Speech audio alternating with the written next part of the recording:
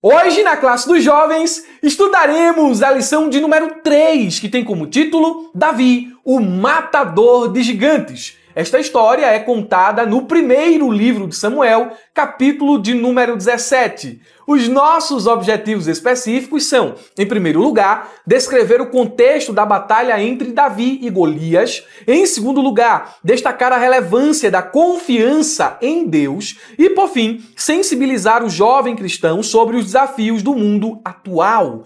Cumpriremos estas finalidades mediante a explicação e aplicação dos pontos e subpontos que se acham na própria lição. Direto ao assunto e com muito conteúdo, o texto principal nos diz: não há rei que se salve com a grandeza de um exército, nem o homem valente se livra pela muita força. Salmo de número 33 e o verso 16. Comparando traduções, a versão dinâmica NVT nos diz: nem mesmo um poderoso exército pode salvar um rei. Grande força não é suficiente para livrar um guerreiro. Vamos expor 3 verdades que estão presentes nesse verso bíblico e contextualizá-las ao episódio em que Davi enfrenta Golias. Preste atenção na explicação e na contextualização. Em primeiro lugar, a vitória não depende de recursos humanos. É o que o verso está nos ensinando. E fazendo essa ponte com o 1 Samuel capítulo 17, Israel possuía soldados e armas, mas ninguém enfrentou Golias. A força e o número não garantem vitória. Davi venceu sem espada, sem armadura e sem experiência militar, confirmando que a salvação não vem da capacidade humana, mas do favor de Deus. Em segundo lugar, a confiança em Deus é superior à estratégia militar. É o que fica subentendido nas entrelinhas desse verso. Fazendo a contextualização, Davi não confiou em técnicas de guerra, nem no seu estilingue, na sua funda. Ele depositou a sua confiança em Deus. 1 Samuel, capítulo 17, versículo 45 diz: eu vou contra ti, em nome do Senhor dos Exércitos. Isso é muito bonito. E por fim, em terceiro lugar, Deus é o autor da vitória.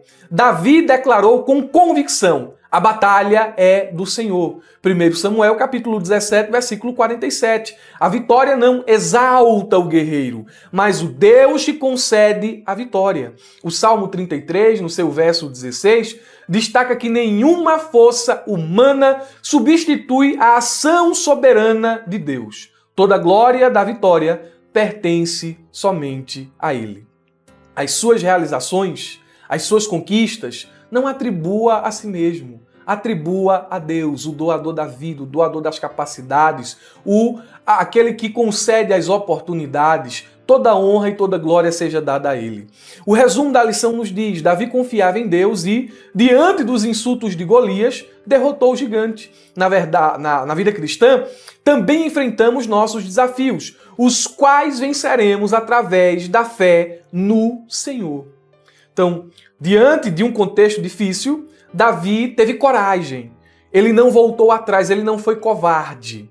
Ele enfrentou Golias. Na prática da vida cristã, essa confiança, essa fé que se traduz em ação, ela é vista como perseverança diante de crises, firmeza diante de pressões e obediência mesmo em cenários adversos. Você confia em Deus? Então você vai perseverar.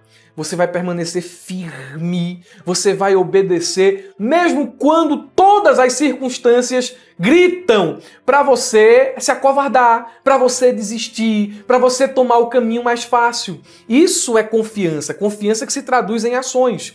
A fé não elimina os gigantes, mas redefine a maneira como lidamos com eles. O cristão que confia em Deus enfrenta seus conflitos com os pés firmes na verdade e o coração alinhado com a vontade do Senhor. Ele persevera, ele continua, ele vai em frente, porque ele confia em Deus.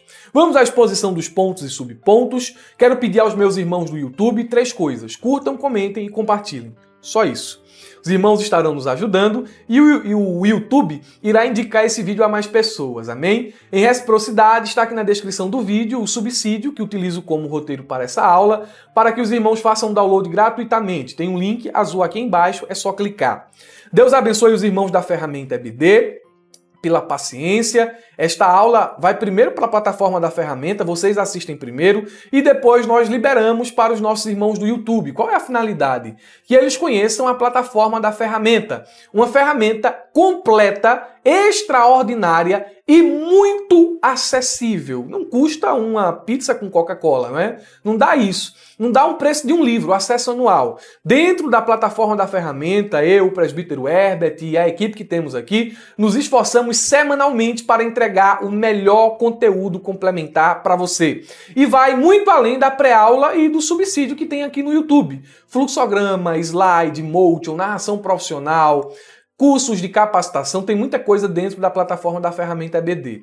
Olha, de fato, não é pelo dinheiro. O dinheiro a gente mantém aqui, paga as pessoas que a gente precisa pagar, mas, irmãos, é com o objetivo de ajudar realmente os professores, porque todo o material que a gente entrega, pelo preço disponível aí, vocês vão ver que é uma coisa fora da curva, tá bom? Então cliquem e conheçam a plataforma da ferramenta EBD, você que ama a escola dominical. Ponto de número 1, tempos difíceis. O subponto 1 diz, cercado por todos os lados. É um subponto de contextualização. Vamos ser introduzidos ao que o livro de 1 Samuel, no seu capítulo 17, narra. A lição nos diz: os dias que antecederam a batalha entre Davi e Golias, mais ou menos aqui 40, eu penso que ela tem isso em mente, a irmã Verônica Araújo, foram marcados por provocações. O exército dos filisteus se reunia diariamente para provocar o exército israelita, e mais precisamente Golias, não é? Uma forma muito comum, aliás, o exército filisteu, não, uma forma muito comum de disputa utilizada naqueles dias era que os exércitos ficavam frente a frente enquanto um valente de cada lado se posicionava para uma disputa solo. O vencedor dava ao exército o sabor da vitória, ao perdedor a humilhação, as baixas humanas e materiais. O capítulo, ele começa com a descrição de um cenário de guerra. Saul era o rei, e diga-se de passagem, o primeiro rei de Israel, que a esta altura já havia sido rejeitado por Deus. Os filisteus, antigos inimigos do povo de Israel, talvez o povo que mais deu trabalho a Israel, eram conhecidos como os piratas, os povos do mar. Eles haviam subido contra o povo de Israel e acamparam no território de Judá, mais especificamente entre Soco, Azeca e o vale de Elá. Esse detalhe geográfico, ele é relevante. Os inimigos estavam dentro das fronteiras israelitas. Ou seja, Israel já estava em desvantagem estratégica. Eles já haviam sido invadidos e estavam acuados. Os filisteus já haviam chegado dentro dos limites de Israel. Então, o cenário da batalha aqui já mostra não só um exército covarde, não só um exército fraco, pensando no povo de Israel, mas um exército que já estava perdendo a guerra. A dificuldade de Israel naqueles dias não estava nem tanto no tamanho de Golias, mas na falta de coragem no coração daqueles que deveriam lutar. Por exemplo, Saul tinha posição, mas não tinha visão espiritual. O exército tinha armas, mas não tinha mais confiança no Deus dos exércitos. E por isso, eles se viam acuados, viam o exército inimigo ganhando espaço, ganhando terreno, avançando e nada eles faziam. Pelo contrário, o povo de Israel, dia após dia, estava enfraquecendo psicologicamente, estava enfraquecendo emocionalmente e, consequentemente, isso iria refletir quando a batalha ela fosse travada. O exército estava caminhando, o exército de Israel estava caminhando para uma derrota. O segundo subponto diz, quem era Golias? Golias é um dos personagens antagônicos, não é? Mas conhecidos da Bíblia. Golias, a gente aprende desde cedo na salinha da escola dominical, não é? Desde cedo a gente ouve esse relato de 1 Samuel capítulo 17. A lição nos diz, conhecido como o guerreiro de Gate, Golias tinha uma altura aproximada de 3 metros, uma armadura extremamente pesada, um imponente capacete de bronze e uma lança que parecia o eixo de um tear. era a imagem da força humana desejada pelos mais habilidosos exércitos da época, o símbolo da força que repousa sobre as competências humanas. Porém, a Golias faltava algo. O Deus soberano não era com ele. Então faltava o principal. Ele tinha aparência, ele tinha a força humana a seu favor, o vigor físico, mas ele não tinha um principal. O Deus Todo-Poderoso ao seu favor. Quando nós olhamos para essa narrativa, o escritor sagrado que escreveu o livro de 1 Samuel nos dá pelo menos 5 informações a respeito desse guerreiro, de Golias. Em primeiro lugar, ele fala da sua altura. Capítulo 17, versículo de número 4. O texto bíblico não chama Golias de gigante, porém a gente encontra ali uma medição em côvados. Traduzindo para aquilo que a gente conhece, né, as medidas que a gente conhece, ele tinha mais ou menos 2,90 metros de altura, o que é absurdamente fora do comum. O homem mais alto do mundo, vivo hoje, tem 2,51 metros.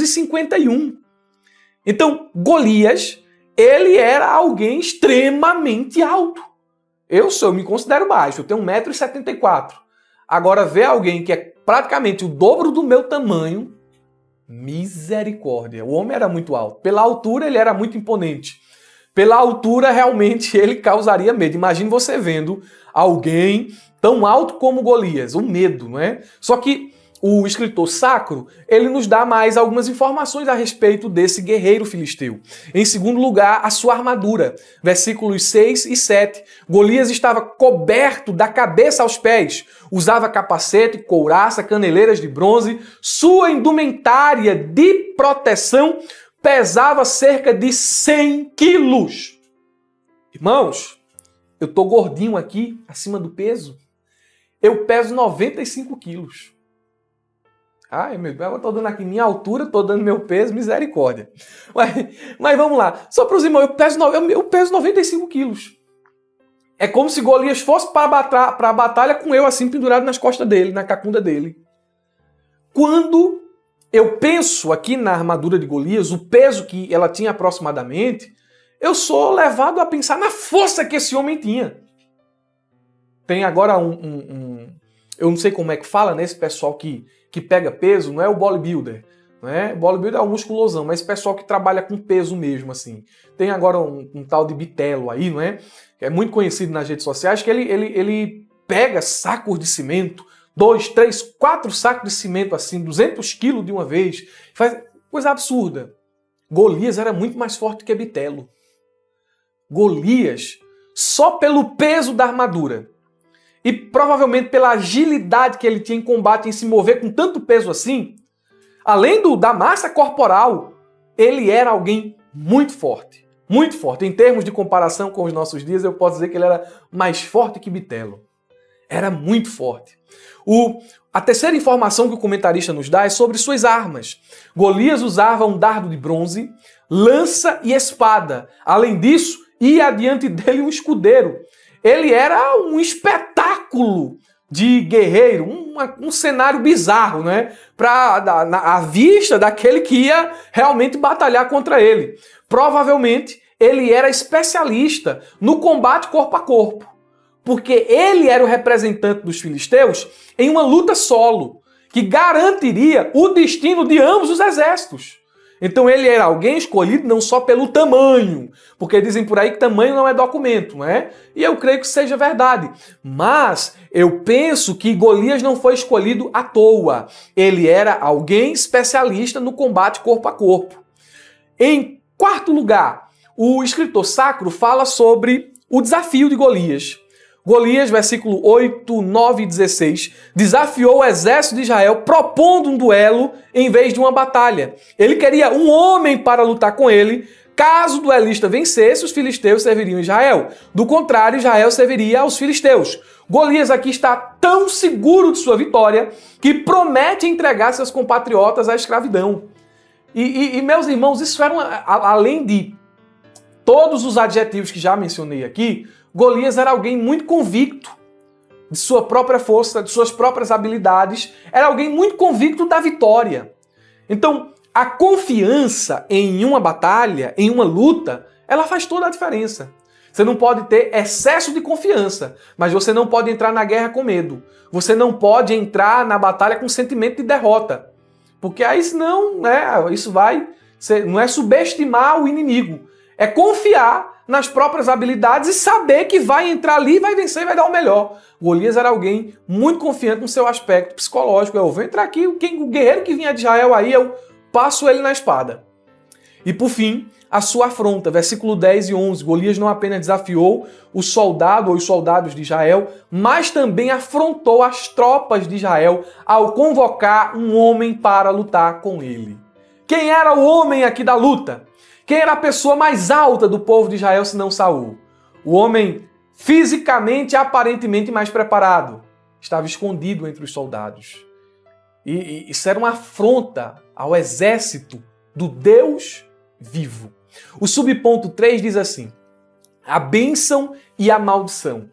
Preste atenção. A lição nos diz: Israel passava por tempos difíceis. O rei já não era mais alguém motivador e o povo já não tinha esperança de outrora. Mas qual foi ou qual o motivo de tudo isso? Longe de ser apenas um fato isolado, a verdadeira causa dessa situação repousava nas más escolhas. Nas más escolhas. Más escolhas de Saul, não obedeceu a Deus. Más escolhas do povo, porque abandonou a lei do Senhor em certa medida para abraçar práticas cananitas, para abraçar os costumes dos povos da terra, e isso era algo mal aos olhos de Deus. Então, as escolhas que esse pessoal vinha fazendo refletia na crise agora aqui do capítulo de número 17. O exemplo de Israel, citado aqui no texto que li da revista, nos oferece um aprendizado rico sobre a relação entre liderança, fé, liderança e resultados. Só para os irmãos citarem aqui alguns pontos que merecem atenção. Em primeiro lugar, o medo de Saul contaminou o povo. Aquele que deveria ser o líder, aquele que deveria estar ali à frente e dizer: eu morro, mas eu não me acovardo, estava escondido. Então, as pessoas olhavam para Saul e compartilhavam, eram contaminadas com aquele mesmo sentimento. Um exército amedrontado e sem direção, porque o rei estava amedrontado e sem saber o que fazer. Toda vez que a liderança abandona a obediência a Deus, o povo sofre. Liderança sem presença é peso morto. Em segundo lugar, o medo de Golias não era apenas sobre tamanho, era sobre a falta de visão espiritual. Quando a fé ela se apoia simplesmente naquilo que é humano, ela desmorona diante do primeiro desafio. Sem a presença de Deus, o exército mais bem armado é inútil. Então não havia falta ali de uma visão espiritual. E por fim, comentando ainda este subponto, a crise de 1 Samuel capítulo 17 não começou no campo de batalha, como bem pontuou aqui a comentarista, a irmã Verônica Araújo. Ela é o resultado de escolhas erradas que foram feitas no passado. E eu queria que você pegasse essa reflexão aqui agora. Nem toda escolha errada mostra suas consequências no mesmo dia. Eu vou reler. Nem toda escolha errada mostra suas consequências no mesmo dia. Mas, mais cedo ou mais tarde, o campo da nossa vida vai revelar o que semeamos. E aqui, esse trágico episódio de um exército covarde, de um rei fujão, de um rei que amarela, esse trágico episódio aqui é simplesmente o resultado daquilo que foi plantado lá atrás. Cuidado com as suas escolhas. Ponto de número 2. Alguém que sabia em quem confiar. Aqui neste ponto, Davi ele é introduzido na história. E ele é introduzido aqui na história justamente para mostrar como Deus faz, como Deus usa os pequenos, como Deus usa aqueles que não são. É justamente para mostrar que a vitória não depende da força do homem, mas de Deus. A lição nos diz no subponto 1, Davi não aceita o insulto. O pai de Davi o enviou ao campo de batalha com a finalidade de levar alimento aos irmãos. Ele não foi nem para a guerra, Davi era moço ainda.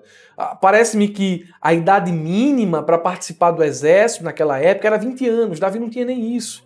Uma simples tarefa, algo fácil de se fazer. Cumprida a missão, bastava voltar para casa e seguir com sua rotina à frente das ovelhas.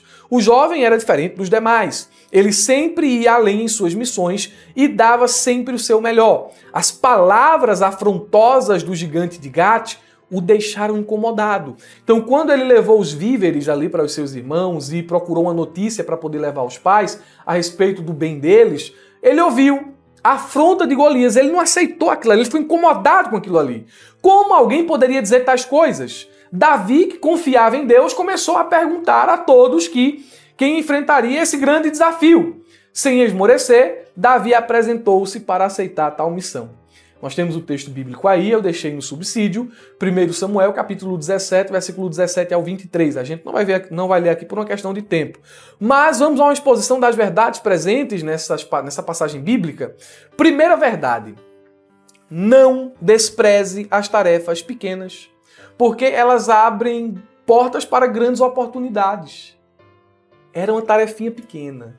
Levar o mantimento para os irmãos e ali depois retornar com a notícia de como eles estavam, de como estava a batalha.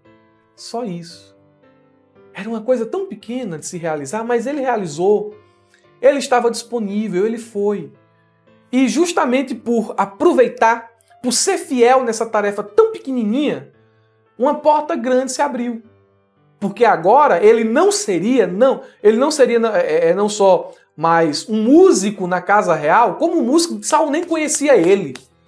Ele só tocava a harpa lá, mas até então Saul desprezava tanto que nem sabia o nome dele. Nem o reconheceu quando viu lá. Pelo menos é o que o texto do capítulo 17 nos dá a entender. Não sabia nem quem ele era ali. Quem é esse rapaz aí? Perguntou Abner. Abner, eu também não sei não. Ele é filho aí do Jessé.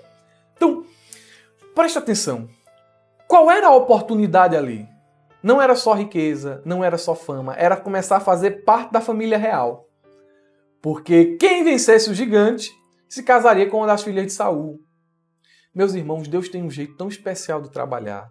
Você precisa ser fiel nas coisas pequenas. Para de desprezar as pequenas coisas. Para de desprezar as pequenas responsabilidades. Às vezes é o meio que Deus vai usar para abrir portas maiores. Esse negócio eu não vou dar aula naquela escola dominical porque é 2 alunos. Eu não vou para tal lugar porque é pequeno. Eu não vou para ali por isso, por aquilo. Eu não vou ficar na porta, eu não vou ficar na recepção. Eu não vou lavar isso. Para de desprezar as coisas pequenas. Porque elas muitas vezes são oportunidades que Deus te dá para coisas maiores. Em segundo lugar, não escute a voz dos pessimistas. Eles apostam só na derrota. Porque quando Davi chegou lá, ele viu o filisteu falando aquilo a respeito do exército, aquela afronta toda, e a reação dos homens de Israel, os guerreiros, era misericórdia. Eu estou contextualizando aqui, não é? Parafraseando, na verdade. Misericórdia. Ai, Deus me livre de lutar com esse homem ali. Quem é que vai lutar com aquele homem ali? Deus me livre, eu não. Vai tu falando, Deus me livre. Oxe, mas Saul está oferecendo riqueza, está oferecendo a filha, está oferecendo isenção de imposto. Saul está oferecendo tanto privilégio, tanta coisa boa aí. Minha vida vale mais que isso. Lutar com aquele homem ali é derrota na certa. Às vezes a gente não está em situação assim, rodeado só de gente pessimista. Dá certo não, vai não. Olha, pelo amor de Deus, vai morrer, isso aí vai acabar contigo. Olha, tanta situação pessimista, tanta voz contrária, misericórdia. Davi não deu ouvidos a isso. Ele continuou firme no propósito de que mostraria a Golias e aos filisteus que há Deus em Israel. Ele confiou em Deus. Em terceiro lugar, não perca tempo com os críticos. Eles querem apenas tirar o seu foco. Quando Davi chegou lá, ele teve que se desviar de Eliabe. Eliabe viu ele lá perguntando: o que é que vai dar aqui ao guerreiro que matar esse Golias aí, esse soldado filisteu? O que é que isso vai dar a esse homem? Aí perguntou, Eliabe disse: eu conheço a tua intenção, rapaz. Tu tá aqui de má índole. Tu é uma pessoa perversa. Volta lá para aquelas ovelhinhas pequenas que tu cuida. Vai para lá, rapaz. Tu é ninguém. Tu tá aqui de má fé. E escrachou Davi. Imagina Davi ouvindo isso. A covardia de um lado e as críticas do outro, né? As pessoas pessimistas de um lado e os críticos do outro. Oh, Jesus, a gente precisa, quando lida com pessoas assim, é até difícil falar, quando a gente lida com pessoas assim, porque eu sei que você lida, eu lido, nós lidamos, não é? Quando nós lidamos com pessoas assim, é difícil, irmãos, porque isso nos influencia de alguma forma. A crítica, o pessimismo, isso nos coloca para baixo de alguma forma. É preciso ter muito foco, muita força de vontade para fazer assim, ó. Ou então deixar que entre aqui e sai aqui. Mas lá estava Davi. Lá estava o homem que, diante do medo dos demais soldados, da crítica de seu irmão, não esmoreceu no seu propósito de mostrar a Golias e aos filisteus que não se mexe com o exército do Deus vivo. O subponto 2 diz, o gigante é derrotado. A lição nos diz, o rei Saul, mesmo relutante, aceitou a proposta de Davi. Porque dos soldados tudinho, sabe, tem um menino aqui, tem um rapazinho aqui, que veio deixar a comida dos irmãos, que disse que quer lutar contra o soldado. Olha, irmão, o desespero era tão grande, a falta de coragem era tamanha, que consentiram em enviar o menino, que não sabia segurar uma espada, que não sabia andar com a armadura. O texto da lição nos diz o seguinte, no entanto, quis que o jovem se moldasse ao seu padrão e isso não deu muito certo. Ao insistir que Davi usasse sua armadura, o que aos olhos humanos seria uma honra, demonstrou mais uma vez a falta de confiança em Deus. Davi, ao vestir a armadura do rei, a sentiu pesada e difícil de mobilidade, porque Saul era alto, provavelmente Davi era mais baixo. E diante daquela cena ali, de um rapazinho, de um jovem, se mexendo com muita dificuldade, com a armadura, nem assim eles disseram assim, rapaz, não dá pra mandar esse rapaz não. Davi foi tão convincente, foi tão convicto, que ele disse assim, eu não vou precisar disso aqui não, bota isso aqui pra lá. Eu vou com aquilo que eu tenho mesmo, com o meu cajado, com o meu estilingue, eu vou assim. E mandaram Davi, meu Deus do céu. Dentro desse episódio, do confronto de Davi e Golias, alguns pontos a gente pode aqui estabelecer para a nossa reflexão. Em primeiro lugar, não tente imitar os outros. Use as armas que Deus lhe deu. Isso é quase que clichê quando a gente expõe esse texto bíblico. Antes de Davi enfrentar Golias, Saul tentou vesti-lo com sua própria armadura. O gesto pode até parecer bem intencionado, mas revela um erro comum. Achar que a vitória virá pela força humana e pelos métodos alheios. Qual é a reflexão para mim e para você aqui? Pare de tentar imitar a fé dos outros. Deus te deu armas específicas, experiências únicas e uma maneira própria de lutar. O que funciona para o outro pode ser um peso para você. Então use o que você tem. Em segundo lugar, tenha coragem. Os gigantes cairão. O Warren Wiersbe, ele escreve o seguinte: há os que fazem as coisas acontecerem. Há os que assistem enquanto as coisas acontecem. E há quem nem sequer sabe que algo está acontecendo. Davi era do tipo que fazia as coisas acontecerem. Ele não precisou usar todo o seu arsenal de guerra, o arsenal, as armas ali do exército de Saul. Ele só utilizou uma pedra. A primeira pedra que ele atirou foi a pedra que se cravou na testa do gigante. Eita, irmão, que negócio interessante, né? Tenha coragem. Para fazer as coisas acontecerem, você tem que ter coragem. Você tem que ter convicção, você tem que ter confiança. E diante dessa peleja, diante dessa batalha, Davi ele sai vitorioso. Os irmãos conhecem a história, ele atira com a sua funda, a gente chama de estilingue, Ele atira com o seu estilingue, a pedra crava na cabeça do gigante, provavelmente Golias ali desmaiou da pedrada, caiu com o rosto no chão e Davi correu ali. Parece que o escudeiro que acompanhava Golias não interferiu nessa questão aqui. Ele tomou a espada de Golias e com a própria espada de Golias ele cortou a cabeça dele, do gigante. E levou essa cabeça para Saul. Terceiro ponto aqui de reflexão. Mantenha seu coração humilde, pois no tempo certo Deus o exaltará. Depois de grandes vitórias, depois de grandes realizações, nosso maior desafio é se manter humilde. Davi, após sua vitória contra Golias, não se envaideceu, nem reivindicou recompensas. Mesmo diante de Saul, manteve uma postura humilde e aguardou o tempo oportuno de Deus para o seu reconhecimento. Saul e Abner não sabiam quem era Davi, mas Deus sabia quem ele era e isso bastava. Depois de uma grande realização, um toque trombeta. Não saia dizendo, ó eu, ó eu, ó eu. Não. Deus viu o que você fez. Deus sabe quem você é. E no tempo certo, na hora certa, Deus fará com que as coisas aconteçam. Amém? Subponto 3. A confiança em Deus.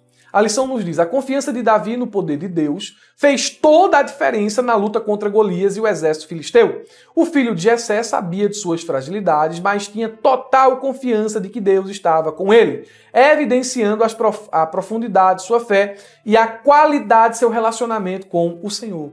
Olha a proposição do subponto. Confiança em Deus é o que nós precisamos. Mais do que aparatos humanos, confiança em Deus. Mais do que recursos materiais, confiança em Deus. Confiança em Deus é a firme convicção de que Ele é fiel, soberano e presente em todas as situações. Mesmo quando os nossos olhos não veem saída e nossas forças parecem insuficientes. Confiar em Deus é ter uma fé que não se apoia nas circunstâncias, mas na natureza, no caráter de Deus. Não depende de números, de recursos ou de posição. Davi, ele sabia que não tinha um porte de um guerreiro. Isso é óbvio. Sabia que diante de Golias, naquele cenário, naquele contexto, naquela época, ele era pequeno, frágil e improvável. Mas a confiança de Davi não estava em si mesmo, nem na sua funda. Sua confiança estava no nome do Senhor. E para nossa reflexão aqui, eu estabeleci os seguintes pontos. Você não precisa ser o mais forte. Você precisa andar com Deus. Gigantes externos e internos nunca serão maiores do que o Deus que servimos. E por fim, a confiança verdadeira nasce de um relacionamento real. Você não confiará em um Deus que você não conhece. Então, você quer ter essa confiança, esse nível de confiança em Deus? Você precisa se aproximar dele. Você precisa ter intimidade com ele. Você precisa ser amigo dele. Terceiro ponto. O jovem cristão e a sua luta contra o mundo. Subponto 1. Relativismo moral religioso. A lição nos diz, um dos Golias, e aqui já é um ponto de aplicação. Contamos a história, fizemos aqui as devidas aplicações, mas aqui é um ponto só de aplicação.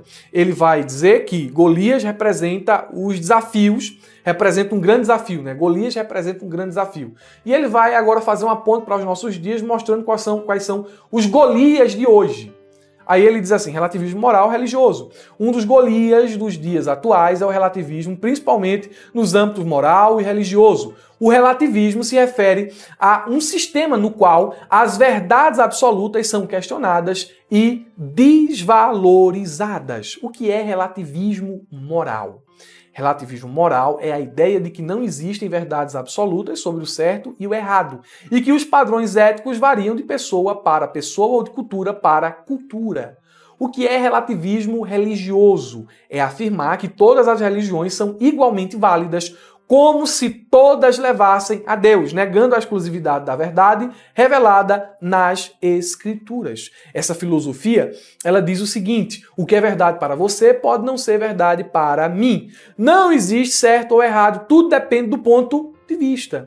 Assim como Golias se levanta contra o exército do Deus vivo, o relativismo hoje se levanta contra os valores do reino de Deus, afrontando os jovens com discursos sedutores, baseados em liberdade sem limites e em um amor desconectado da santidade. Esses Golias modernos se apresentam nas escolas, nas redes sociais, nas universidades, na música, nas séries e nas conversas informais. Você quer vencer esses Golias? Você quer triunfar sobre o espírito herético, o espírito ideológico desse tempo? Conheça a verdade. Um jovem que não se alimenta da palavra de Deus será facilmente vencido pelos argumentos do mundo. Mas um jovem que conhece a palavra, um jovem que guarda as escrituras no coração, é um jovem que triunfa para além dessas filosofias, para além desses pensamentos antibíblicos. Em segundo lugar, não negocie a sua fé. Em um mundo que relativiza tudo, seja firme na rocha, conforme Mateus 7, 24 ao 25. Tenha, em terceiro lugar, zelo pela glória de Deus. Como assim, irmão Murilo? O coração de Davi se indignou quando ouviu o nome de Deus sendo afrontado. E o nosso? O nosso coração é como o de Davi?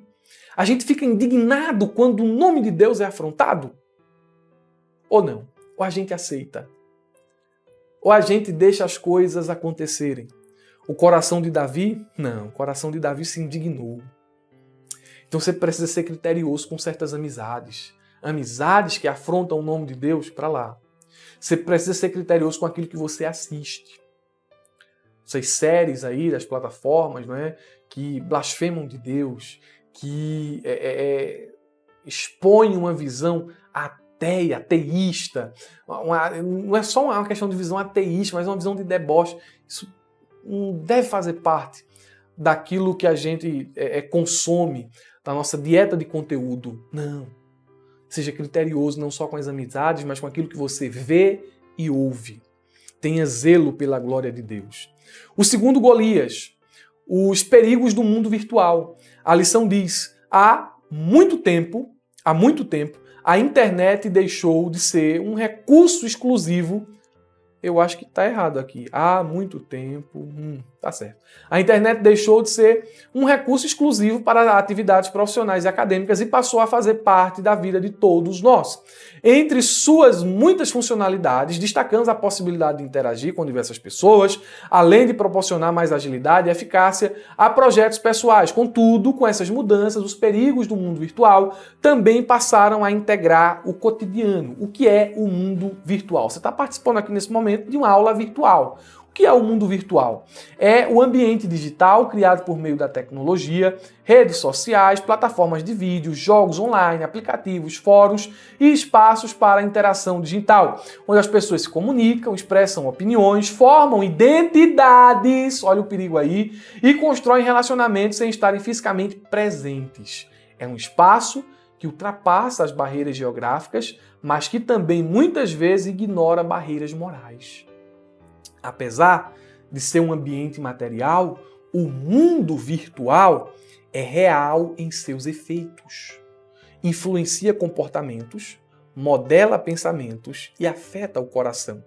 Esse ambiente é um campo de discipulado alternativo, onde o algoritmo educa e os influenciadores se tornam mestres. Além disso, outros perigos são igualmente nocivos, como o isolamento, preste atenção, a comparação constante. Estou falando de mundo virtual.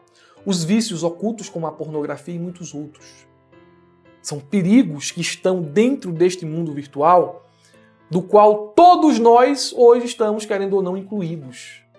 O jovem cristão é chamado para viver no mundo, mas não conforme o mundo. A internet, ela é uma ferramenta neutra. Então, como ferramenta neutra, ela não é essencialmente má e nem essencialmente boa. Ela deve ser usada com sabedoria e para a glória de Deus. Esse negócio de ficar usando a internet para estar falando mal dos outros, para estar postando foto mostrando as partes que não deve mostrar.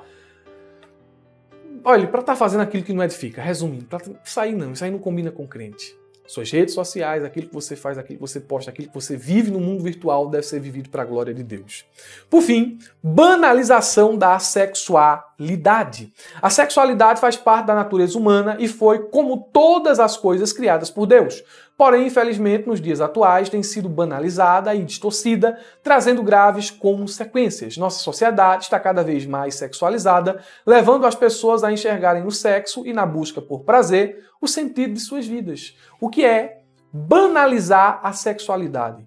É tratar o sexo como algo comum, trivial e sem propósito sagrado, reduzido ao prazer momentâneo, ao consumo visual e à autoafirmação. No mundo atual, o sexo foi desvinculado de seu valor espiritual, moral e bíblico. Tornou-se mercadoria, entretenimento e até identidade. A cultura moderna diz o seguinte: sexo é só mais uma necessidade, não tem problema praticar, seja em qual contexto for. O corpo é meu, eu faço o que eu quiser. Pureza é coisa do passado. Esse é o espírito da atualidade. E esse espírito, ele tem, de certa forma, entrado dentro das igrejas. Ele tem influenciado os jovens nos dias de hoje. É um desafio. Você encontrar hoje, é uma raridade você encontrar hoje um jovem que casa virgem. Um casal virgem. Isso é uma raridade. Porque o espírito da época está banalizando, está distorcendo, está reconfigurando aquilo que a Bíblia aponta como ideal. Não é que os crentes achem o sexo algo sujo e pecaminoso, não. Os crentes não acham isso. O sexo, à luz da Bíblia, é uma bênção de Deus, é um presente de Deus para o homem e para a mulher. Para a mulher, não só para a procriação, mas para a satisfação, prazer pessoal. Aí alguém prega por aí dizendo, olha, sexo seguro com preservativo. Não, sexo seguro no casamento. Então a gente precisa olhar para esses gigantes da atualidade e enfrentá-los à luz da palavra de Deus, guardando firme as verdades que estão reveladas na Escritura.